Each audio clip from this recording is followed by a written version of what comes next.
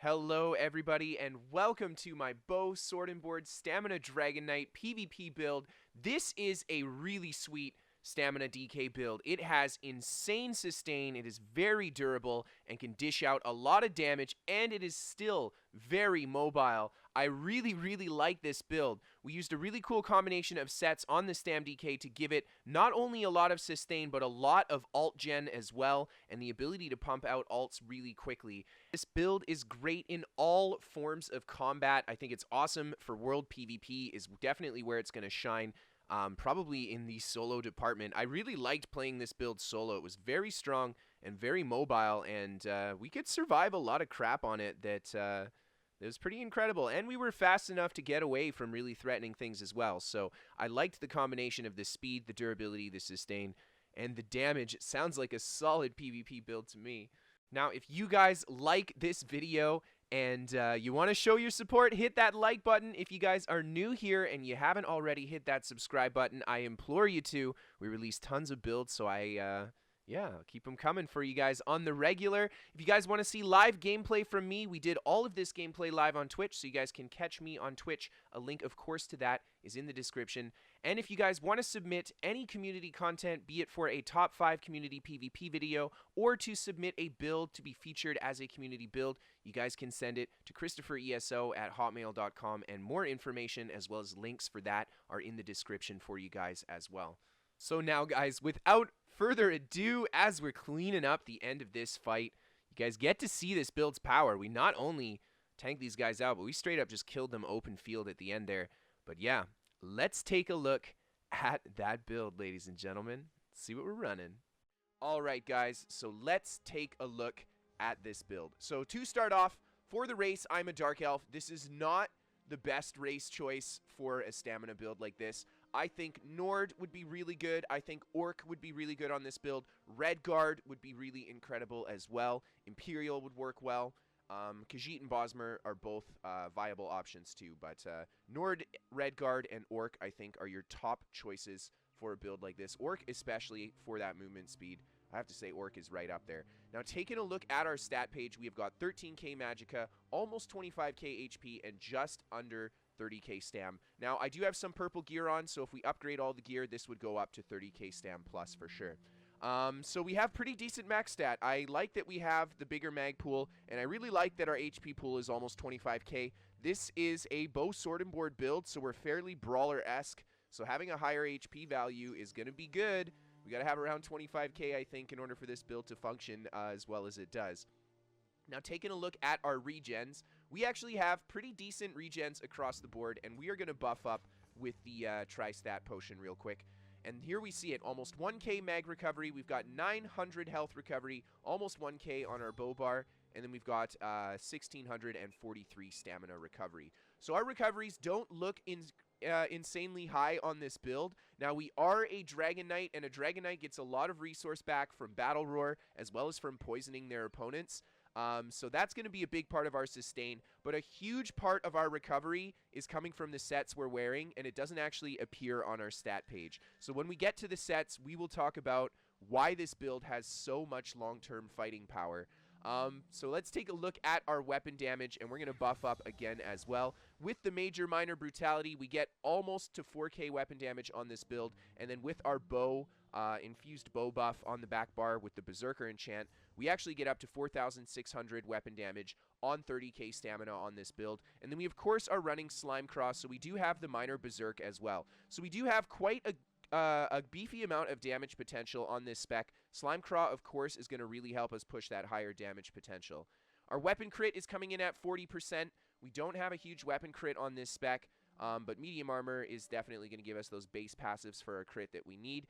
Our physical, spell resistance, and our crit are all really awesome on this build. And we're going to buff up on our sword and board bar. In medium armor, we have got 24.5k spell resist, we have got almost 24k crit resist, and we have got almost 2,600 crit resist. Sorry, almost 24k physical resistance. So our defensive stats on the medium armor build are actually really nice, And we're not running Blood Spawn or anything. This is just with our base defensive stats on medium armor sword and board, which is quite a bit higher than what you would normally have on a medium armor build. So I really like that we have those bulkier defenses on this spec because the sword and board is more of a brawler-esque type of weapon combination. Now for the Mundus that we're running, we have got the Warrior Mundus, and I think the Warrior is the way to go here because DK gets major and minor brutality, so the Warrior Mundus goes really far on the Dragonknight. That being said, the Steed is always a really good option for PvP. The speed increase as well as the health regen are both going to be awesome for this build. But this build does have good damage. I wouldn't give up the Warrior Mundus though, because then you start cutting into that really needed damage that this build is kind of like the secondary aspect was the damage we built in here. So I would highly recommend keeping the Warrior on here, but if you must have the speed, you can go with the Steed. Now for the food that we're running, we have got the Artaeum Takeaway Broth, and this is going to be the way to go for food. Stamina builds, health regen, stamina recovery, max health, and max stam. We need all of this for our build. It's really useful. This food can be expensive to use, so if you guys don't want to spend the money on it, you can always go for the Dubious Cameron Throne. You won't get the health recovery, but you get everything else. So it's almost as good as the Takeaway Broth, but it's much cheaper to use. And then for the potions we use on this build, we are going with the Tri-Stat potions. We have got full buff coverage for this spec, so all we need is these Tri-Stat potions for triple resource return, as well as the recovery bonuses to all our stats as well. Alright, so let's take a look at the gear that we're running to kind of put this build together here. So the first set that we're using that I had already mentioned is Slime Craw, and Slime Craw is going to be important for two reasons. Number one, we get a little bit of crit from it. This patch crit is really great with the changes to shields. Crit is an incredibly viable way to build your damage in PvP, so I think the increased crit chance is going to be great for our outgoing damage and our incoming healing. And then of course we get that minor berserk for the 8% damage increase.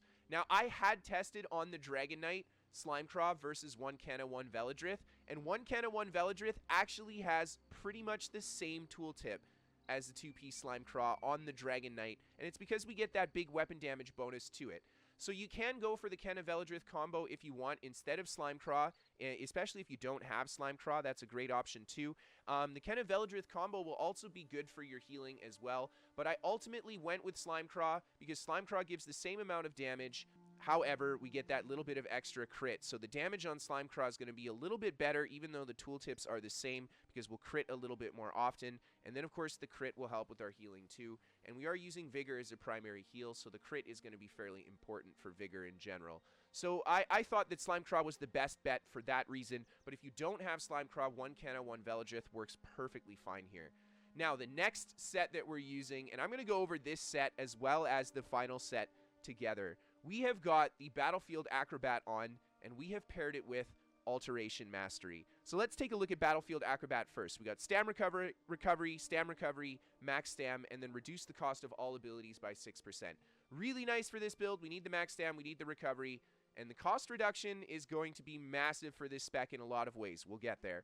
Now, taking a look at Alteration Mastery, we get Mag Recovery, and a little bit of Spell Crit, and then we do get another reduced cost of all abilities. So the Spell Crit is essentially the only kind of piece of stat that we're missing out on here. We need that Mag Recovery for our Sustain anyway, and then flat cost reduction across the board. So between these two sets, we have a 12% cost reduction on this build across the board to everything. And I went and tested this out, guys. This will affect the cost of your Magicka skills. This will affect the cost of your Stamina skills. This will reduce the cost of your ultimates. This will reduce the cost of blocking, bashing, roll dodging, breaking free, everything. This is a flat 12% cost reduction across the board on these two sets.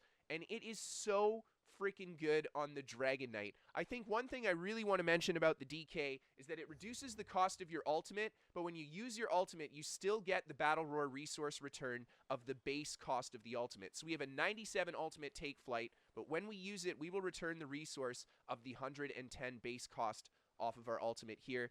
176 on corrosive armor, but we'll still get that 200 ultimate worth of resource back when we use it. So that's the first big whammy that I wanted to mention from this set combo on the DK. We're reducing the cost of our ultimate and giving us essentially better sustain through our Battle Roar by running this here.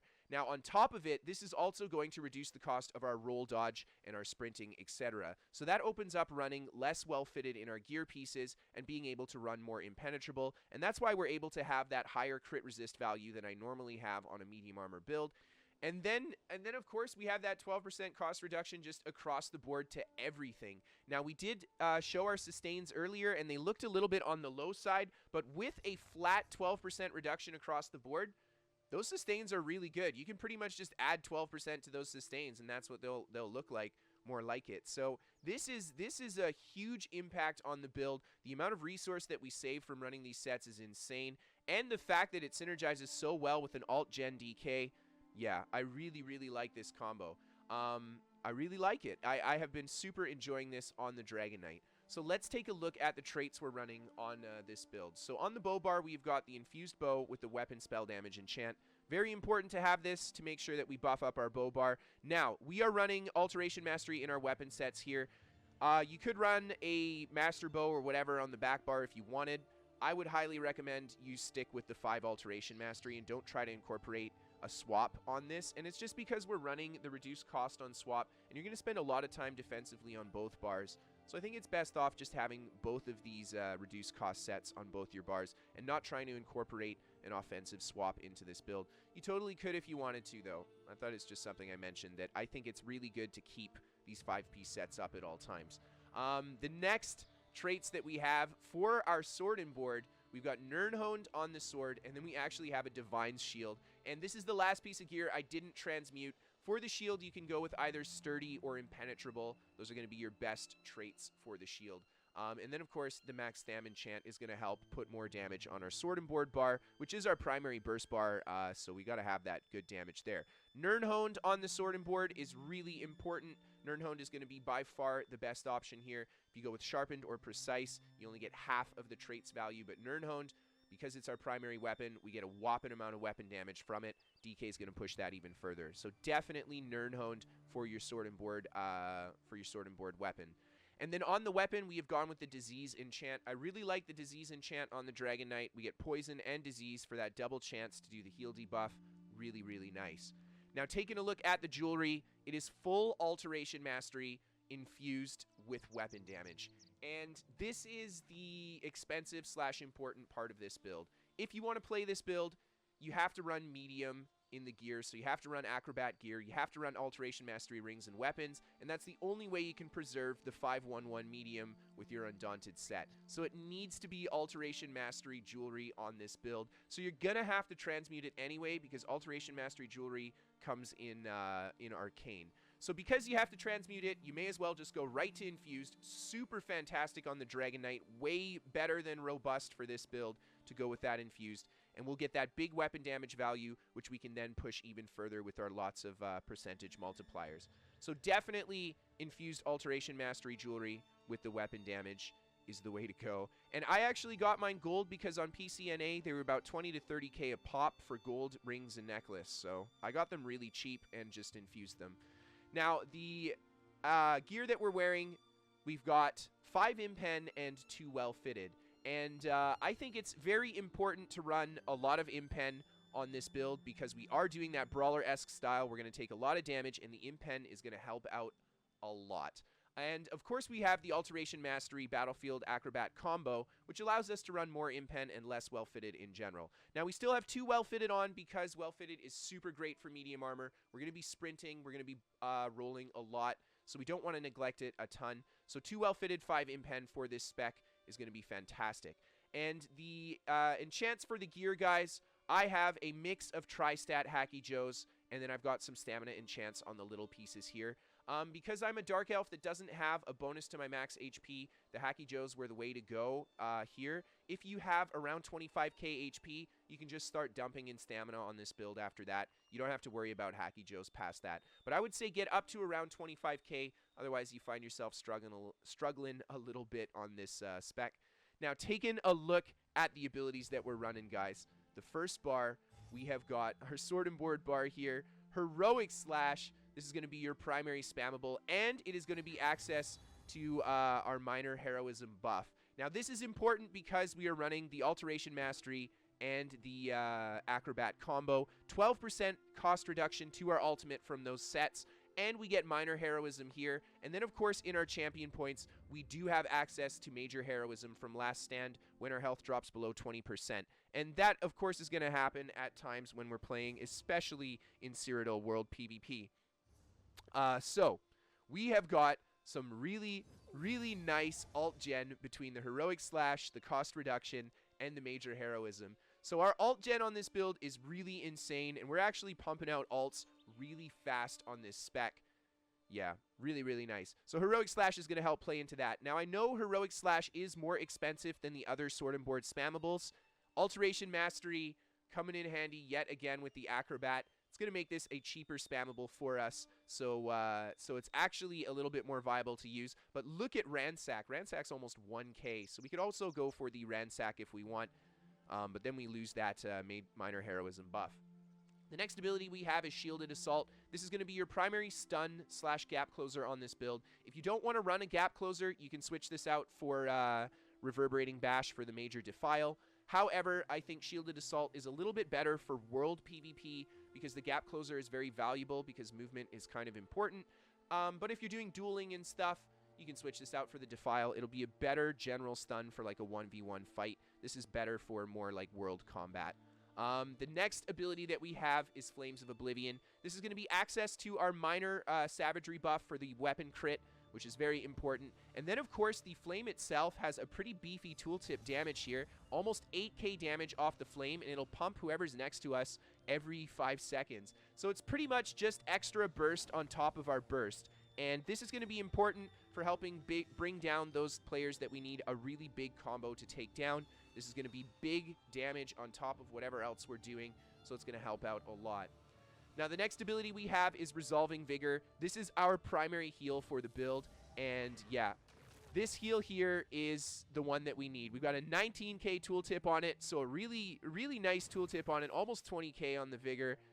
It's our only heal. This is your primary heal for the build. You want to cast this almost preemptively like a damage shield sometimes, and I would recommend you get into the style of doing that on this build. Now, I know what you're thinking. Vigor's not enough of a heal, Jack. It is. Don't worry. We have a very powerful block. We have a very powerful roll dodge. We've got the potion for the heal, and we've got a lot of alt dumping as well as corrosive armor. We can be very, very tanky, and Vigor is more than enough healing mixed with our major mending buff from the fragmented shield. So we can get by just fine with Vigor as our primary heal. Don't worry, but you got to make sure that you keep it up pretty much all the time while you're in combat, kind of like a damage shield. The next ability we have is Venomous Claw, and this plus Poison Injection are your damage over time abilities for this build. Both of them can deal increased damage as time goes on. Venomous Claw will deal increased damage as it persists to last on the opponent each tick, which is really, really nice. Of course, this ability only costs 600 stamina. Yeah, DK gets a huge cost reduction to their poison damage abilities, and then on top of it, we've got Alteration Mastery and Acrobat on. So yeah, this costs pretty much nothing. Your bleeds, or your poisons on this build, sorry, are almost free to cast, so you can always be poisoning and dotting people up, and you return resource when you poison people, so this is essentially even part of your sustain on this build to keep great damage pressure while also sustaining your resources. And then finally, guys, for the ultimate on our front bar here, we have gone with Take Flight. Now, you have a couple options with what you want to do here. You can definitely go with the Fighters Guild Dawnbreaker of Smiting if you want, or even Flawless Dawnbreaker for more weapon damage. Totally up to you. I think Take Flight is pretty BIS because Take Flight is such a strong ultimate on the Dragonknight. We've got a 22k tooltip on it, which is pretty freaking beef. And then on top of it, it's a gap closer too, and it stuns everyone that we hit. Really, really awesome. And yeah, we've got it under 100 alt on this build, so we're going to be able to take flight quite often, and that is where we're going to be getting a lot of our flying out of here, a lot of those wings. Now, on our bow bar, we have got Poison Injection, and this is kind of the sister bleed skill or poison skill to our Venomous Claw. Like I had mentioned, it's very cheap, 924 stamina. Once we put the poison on them, it'll deal increased damage as their health drops below 50%. So really nice execute dot on this build as well. This build does not actually have an execute outside of this damage over time ability, so it's about making sure your opponents are dotted up and then applying burst pressure and a stun at the right time. Now, the next ability we have is Igneous Weapon. This is important for the Major Brutality buff because we are running Bow, Sword, and Board, which does not natively come by that Major Brutality buff. And then on top of it, using this ability will also give us Minor Brutality for 20 seconds. Now, the Major Brutality persists for 40 seconds, so we technically only have to refresh this every 40 seconds. But if you want to keep your maximum damage potential up, refresh this every 20 seconds. Our Mag Sustain is really great, so you can definitely pump out a lot of Igneous Weapon on this build and make sure you keep it up all the time.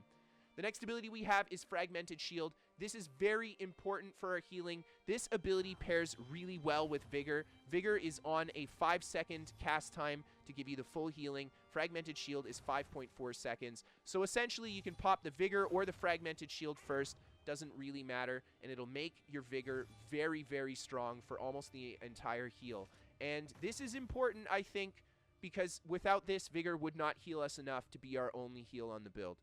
This makes Vigor viable as our only primary heal, essentially. And then finally, this being a Draconic or Earthen Heart ability, it will return a little bit of stamina when we use it, so we can effectively use this to keep our stamina bar a little bit healthier than it may suggest, especially if we have a lot of pressure on our stam bar and a little bit of extra magicka kicking around anyway. Now, the next ability we have is Volatile Armor, and this is our primary armor buff. Major physical and spell resistance buffs, really, really nice. Now, the big plus side of this ability is that when you use it, it will spray spikes around you, which has a 10-meter radius, and it'll put a bit of a damage over time on them. It's not going to deal a lot of damage, but this is a fantastic ability to pull people out of stealth with because it has such a large radius. So we can use this as kind of a pseudo-stealth detect on this build, which is really awesome. And then finally, while the armor's active, we return magic damage to enemies that use direct attacks on us. It's not a huge amount of damage, but it does help us turn and burn when someone attacks us. So it'll help us put a little bit more pressure on them as well. And then finally, guys, the last bow skill we have, and probably your most important non-healing survival skill on this build, Reflective Plate. This will allow us to reflect up to 4 projectiles for 6 seconds, and it grants us immunity to snare and immobilize for 2 seconds. When you guys watch me play this build, I am spamming wings pretty much the whole time. It is such a good ability. Having that reflect up alone is so worth it, not to mention the immunity to snare and immobilization for 2 seconds. You can use this to get out of snares and immobilize and sprint past a bunch of garbage that you normally wouldn't be able to get through as quickly. Really important for the movement of this build, as well as that reflect. The fact that both the reflect and the movement aspect of this are in the same skill, it's a fantastic combination, and it allows us to really have the ability to get away from large amounts of enemies and be able to kite out a large amount of range damage at the same time as kiting out melee damage on top of it. So I really, really like this ability. This is probably the best ability that Dragonknight has for World PvP at the moment. I almost want to say that. Reflective Plate is so good for World PvP.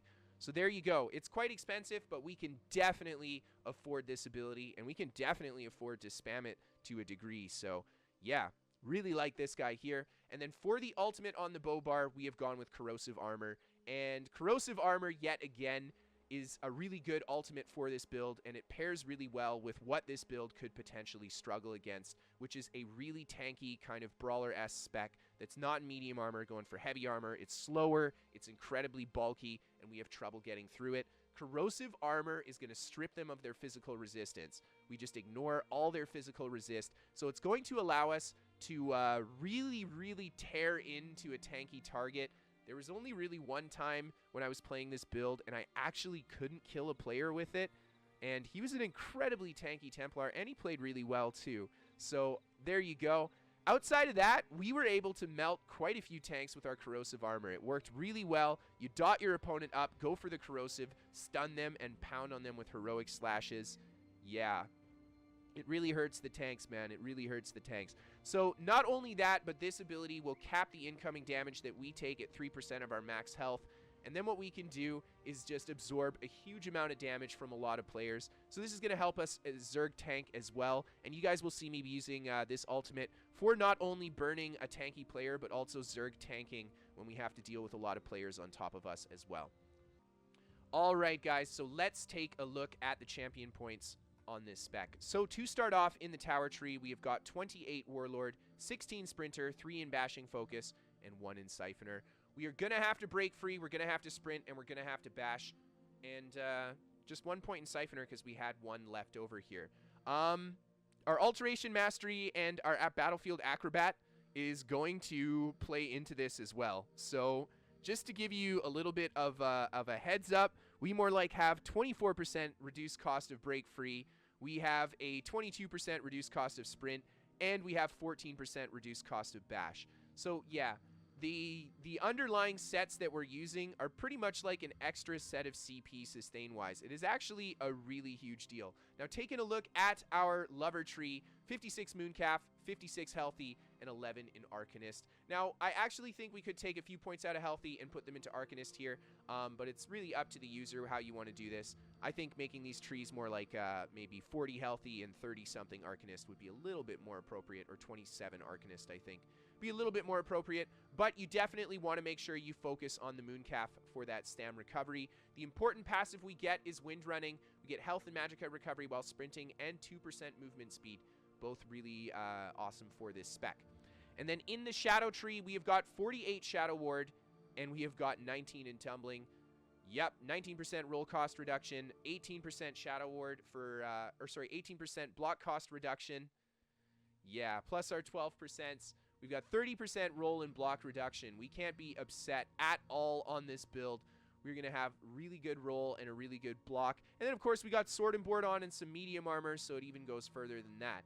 Now, taking a look at our blue tree, we've got nothing in the Apprentice. We don't need anything there. In the Atronach, we got 81 Master at Arm, 39 Physical Weapon Expert. We've got a lot of direct damage attacks, so Master at Arm is going to be very important for that. Physical Weapon Expert for both our light and heavy attacks on both bars. And then Tactician is going to be such a good passive. We roll dodge to set an opponent off balance. This is going to be great because a partial charge to fully charged heavy can stun an off-balanced opponent, so we get a cheeky stun off them, as well as the Exploiter passive for 10% bonus damage to an off-balanced target. So taking a look at our Ritual Tree, we have got 43 Mighty, 47 Piercing, 26 in Precise Strikes, and 34 in Thaum. Now, big focus on Mighty and Piercing, because we're going to need these to deal outgoing damage. And when we don't have our Corrosive Armor up, the Piercing is going to help out a lot for our just base damage increase. Precise Strikes, not a lot, because we don't have a huge crit rate, so I didn't focus too much in here. And then Thaum, we actually put 34 because we are going to be using our 2 single-target primary dots very often, and they actually deal a lot of damage. Dragonknight has really powerful damage over time, so our dots are going to be really good on this build, so Thaum is going to be really great for that. And then, of course, the important passive that we get here outside of Exploiter is the Perfect Strike for that 9% weapon crit, and then Last Stand for that Major Heroism. So we get the Major, Minor Heroism buffs on this spec as well. In the Steed Tree, we have got 51 Ironclad, 6 Spell Shield, 56 Resistant, and 44 in Medium Armor Focus. So a big focus here on Ironclad, Resistant, and Medium Armor. We want to reduce the direct damage that we take. Very important, because a lot of burst is direct damage. We want to reduce incoming crit damage, because a lot of heavy hitting abilities are probably critting you. And then we also want to increase our physical resistance. Dragonknight innately gets 3,000 bonus to their spell resist, so I focused a lot on the physical resistance here to kind of even out the defensive sides of this build. And then in the Lady Tree, we have got 27 Hardy, 19 Elemental Defender, and 44 in Thick Skinned. We have got focus on Hardy again, less in Elemental Defender, making sure to focus on the resistance to physical attacks. Physical attackers, man, on a brawler build, you definitely want to make sure you have resistance to them. And then we've got a lot in Thick Skin because we have no purge on this build. We have a very powerful heal over time, so we can actually survive quite a lot of dots just with that. And then we have Corrosive Armor to save us if we really need to against the dots. But we need a lot in Thick Skin because we don't have a good counter to dots outside of just out healing it. And that is, unfortunately, the life of Dragonknight. We would have to run sets like Weird Tree or something if we wanted to have a stronger counter to damage over time. So we just have that really high healing rate and then a lot of points in Thick Skin to help us deal with damage over time. I didn't have too many trouble with dots on this build, to be perfectly honest. We didn't get burned that often by a dot spec, only when there was a lot of them on us. And then finally, guys, in the Lord Tree, We've got 23 in quick recovery for a little bit of healing power. And that is the build, ladies and gentlemen.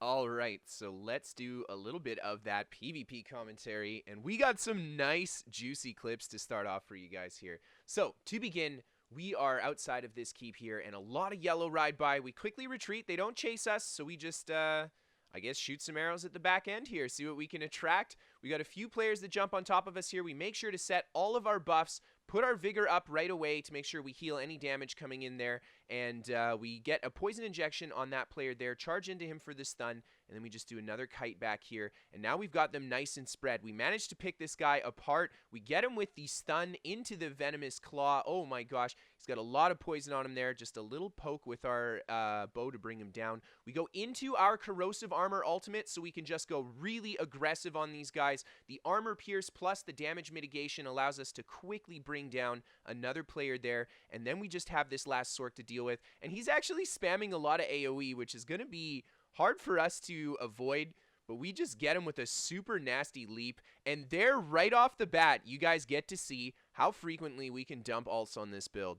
That was some pretty quick back-to-back ulting there, and yeah, we're going to have to re-engage with these guys, so we're going to have this happen again. Here we have this guy on his horse here. We just poke him with some arrows, and yep, we angered him. Here he comes. He's throwing the Swallow Soul, so we just make sure to keep our wings up here. Like I said in the build video, the wings are so important for survival on this build. The reflect plus the snare removal is very critical, and you guys will see here when we're snared or something, wings is always a good option to go for as well, but instead we actually go for our corrosive armor ultimate so we can tank this out yet again and just quickly burn that player. Oh my gosh, we put a lot of damage into her. The armor pierce is a little bit too much, and now we just reset on these guys. Go for the wings, reflecting this guy's frags as he pumps it out. We retaliate by dotting him up and going into our ultimate and smacking him with a few heroic slashes. He rolls away there, and we just keep the pressure up on him, throw another poison injection down, go for the gap closer into some heroic slash, and bring that guy down as well. And now we have this last Sork to fight here, and he's going to actually be pretty tanky, and we're just a little bit lower on resource, but there you see, we've got our ult up and the potion coming. Yeah, this build is weird for sustain, I'll say that. For some reason, you just never seem to run out of resource. Even when your bar is empty, you're just one quick ultimate. There we go, we ult, and we go for the pot, and we're just shooting right back up on stam. We're just going to keep the pressure up on this guy, making sure to keep our wings up to reflect his frags, as well as the stun that he has from his lightning staff there. We get a good stun on him there, into some heroic slashes, lots of pressure on his shields here, and he just spams the shields to tank it up. We continue to keep him dotted up, make sure we keep our wings up. We get him with another stun there. He breaks it a little late, but that's okay. We're just gonna reset our dots, keep the pressure up. He goes for the meteor. As he meteors, we leap into him, holding our block, heroic slash, roll dodge cancel to finish him off there. And there we go. All right, so let's take a look at the next fight here. And we're just coming up on the mile gate at the back of a DC siege line. We see this player here. We quickly dot him up into the heroic slashes. Poison injection, venomous claw, heroic slash, bash, bringing him down with those combos. We get pulled by the DK. We go right away into our corrosive armor so that we can turn and try to burn these guys. We get a lot of damage into this player here, bring him really close, but then we got the siege coming down as well. Corrosive armor is almost up. We go for the block roll dodge into the wings, holding block as we jump in the air. I can't stress that enough, how important it was to be holding the block when we're jumping through the air there, because if we get hit by a stray projectile, it could be all that it takes to put us in execute range and have something blow us up. So we have to hold the block as we were jumping through there. But then we just do a little bit of a reset here, and then we're going to re-engage with these guys. And I know there's quite a few of them in stealth here, so we're going to be a little bit careful because we don't want to get stealth banged too hard. And here we see we got a few more players riding in. Make sure to go for our wings there. There is the gank from stealth. We go for the vigor dodge roll into our obsidian shield, making sure we got that healing bonus on the vigor, keeping our wings up as well. And now they have followed us up top. So right away, I try to put a few dots into the Templar, but he goes into his ultimate there and ends up stalling out my dots. So we just reset a little bit, jump up top, and they end up actually just running away. So we're just going to head right back out to this siege line again and see if we can pull some guys here. They're a little bit coy to engage with me because we have been surviving their ganks so far, so they're going to want to make sure that they get a big smack. There you see it. We get the initial stun, we break it, and we roll and dodge a massive amount of arrows. So really important dodge roll off that stun break there. And then we do the same thing retreating. We kite back with our wings up, holding our block and jumping away, doing occasional sprints. Very important to keep those wings up so you can make the sprints happen. And now we've got a couple players ride by, and then one of them actually jumps on top of us. We dot him up into the leap, into Heroic Slash. Massive combo, and we just bring him down right away. And now we're just going to take a little bit of time here. I'm actually kind of scared that I'm going to get ganked super hard. That's my biggest fear right now. I know the ganks are coming. So there you see it. We've reflected the first gank there, so that's great. And we've reflected a slowed gank there. That's great too. We got more incoming. We catch this player, lower HP. We get him with a nice leap into the light attack Heroic Slash, bringing him down. And now we've got what seems like just 2 players left here. And we're going to put some pressure into this DK. A siege comes down and actually hits us. There's a guy up top shooting us with the siege, making sure to refresh our heals and our wings as we do a retreat here. Deciding not to try to stick on that kill is we've got more and more players kind of jumping on top. There you see a lot more arrows coming in. Got to be careful. We turn and leap on this guy just to get a bit of resource back and stun him. This player jumps down here. We turn around right away and put some damage over time into him, and we're going to try to put some smacks into him, but we get pulled by the DK chains yet again. So we go for the wings, breaking that immobilize, and then we're just going to sprint up the stairs here and wait to see if someone will follow us here. And this Templar does. He follows us up a little bit, and then he's going right back down. We're going to see if someone will. Yes, here one comes. We got one player that is actually going to follow us up here. So as he gets up here, the first thing we do is we dot him up, and he's a Templar, so he actually purged it, but we redot him right away, jump off the edge into the leap, doing like a bunny hop as we hit the ground, bringing her down, and we unfortunately go down there, and the reason we died is because we did not block the meteor. We got caught in a weapon swap there. We should have held the block. We maybe could have survived that. Anyway, we've got another fight here, and as you can see, we get ganked off the horse right away. We go into our wings and our corrosive armor, and then we start pumping our vigor, and we get our obsidian shield up. And this is just going to allow us not only to easily survive the gank, but get a lot of our HP back so that when our corrosive armor is done, we'll be okay. But in this fight here, we've got about 4 other EP players that are going to be helping us out. And this is a pretty huge scale fight that we get into. A lot of DC show up. So, yeah, we're going to see how it progresses. So the EP are fighting back there. We engage with these 3 blue here, and we go for a big leap on these 2. We start dotting up the Sork right away, making sure to use our wings a lot here because they've got a lot of snares around, and they've got the ranged projectiles. We don't want to eat what looks like the Templar Javelin that will probably be coming. That Templar is power the lighting us. Here we see the kiting works, and another EP player that was in the group comes from behind and just absolutely destroys these guys from stealth. He gets huge damage into the second one there, and we just finish him off. And then we're just going to keep engaging. A couple more DC players actually come in here, and the Nightblade ends up retreating, and we're left to fight just this DK here, and we're just going to dot him up. Now, he is holding his block, and he is a slower mag DK, so we actually have a big advantage with the wings. We can easily kite this guy out, and that's exactly what we're going to do. Just run in circles, not allow him to land the dots on us. We go for our corrosive armor here, knowing we're going to need it for the burn. He tries to retreat around the rocks and actually ends up retreating into Ebonheart pack players and gets crushed anyway. Poor guy. And then the rest of the DC group has kind of converged on us now, and we're gonna do a little bit of an aggressive play there, trying to maybe get a kill on this guy, go for the cancel, but no avail, and we're just gonna peel back with the rest of EP back to the mile gate here. Alright, so as you can see, the DC are going to come charging in.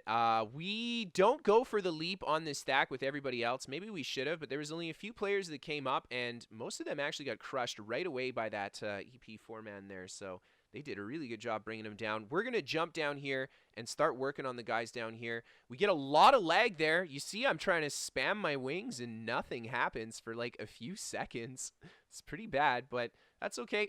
He ends up dying. We re-engage with these guys here, making sure to keep our wings up in this kind of a fight because we are definitely going to have to deal with we're going to have to deal with ranged projectiles hitting us. So the wings are kind of important, especially when we're going to engage like that. And here you see we didn't have the wings up. We took a snipe from somebody.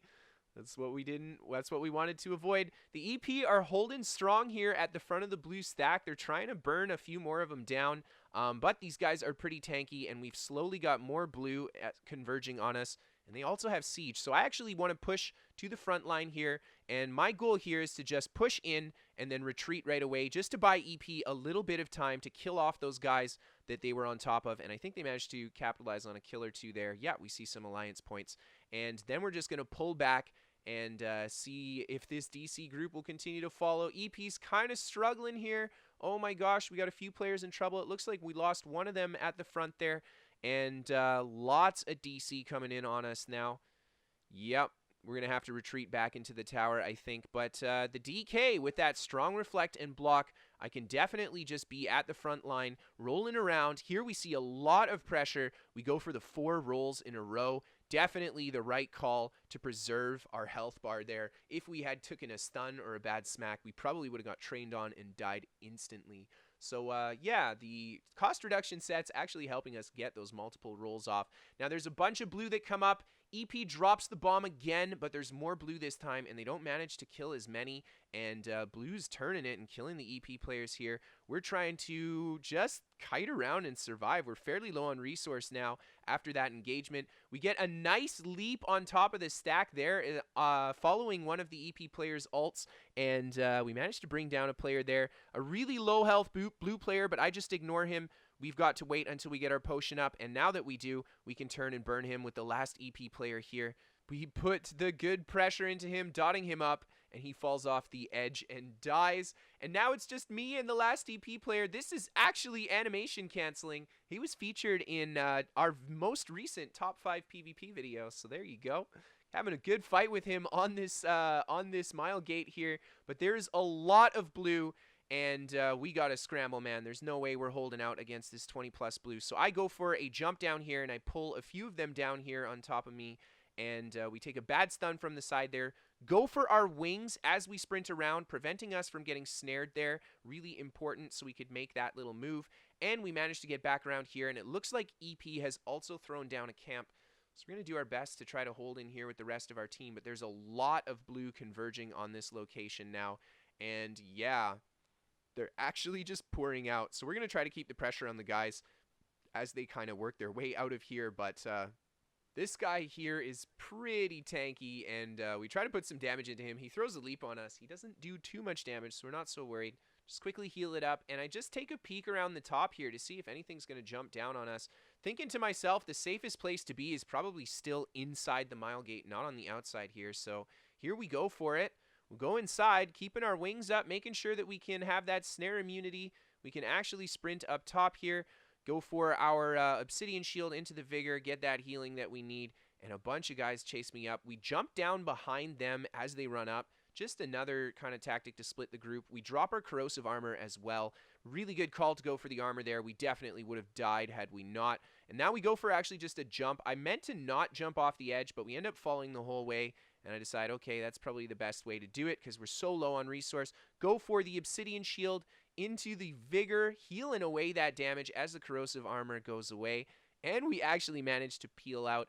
And I think it was a good call yet again because we managed to buy the EP outside a bit of time without a massive amount of DC on them. However, now all the DC are starting to come out the gate, and we've got guys jumping off the edge. This guy here jumps off the edge. We go for some damage on him right there. Put some dot pressure into him, but we don't actually manage to finish him off. He's getting saved by a healer. And now we catch ourselves, yeah, a little bit low resource there. But this clip here really highlighting the longevity and durability of this build. And that is it for today. I will see you guys next time. Thank you for tuning in.